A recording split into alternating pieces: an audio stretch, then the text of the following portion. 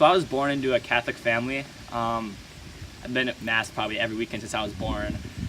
And when I was younger, in younger elementary school especially, my faith was always something that I just had to do. But I wasn't really feeling the things I was doing. I was just doing them just because.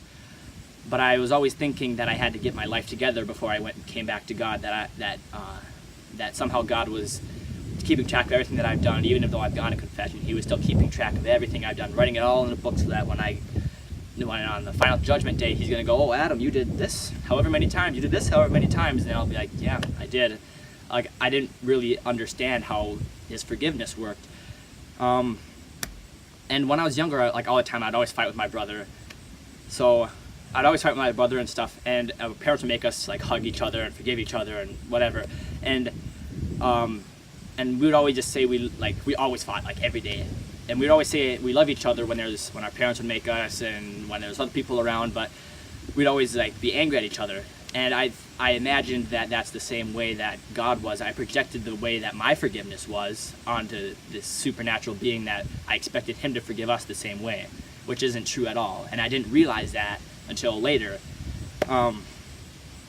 And by doing that, I glazed over what it truly means when He says, "I love you, I love you, I love you."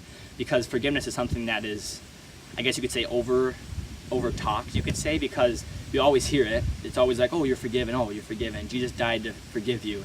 And it never really struck me until there was one point, a couple months ago actually, I was in adoration and I was feeling really bad for everything that I'd done and everything. I was like, "God, I just want to love you, but I don't know how."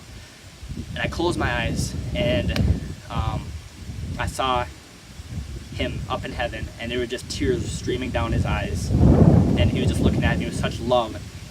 And He looked over behind Him. There was just all the angels and saints, and He was looking right down at me and pointing, just smiling through the tears and saying, "That's my son. That's my son."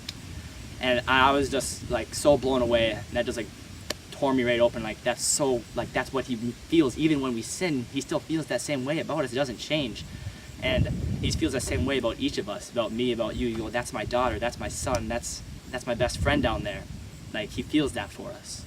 So what's your story? What has Jesus done in your life?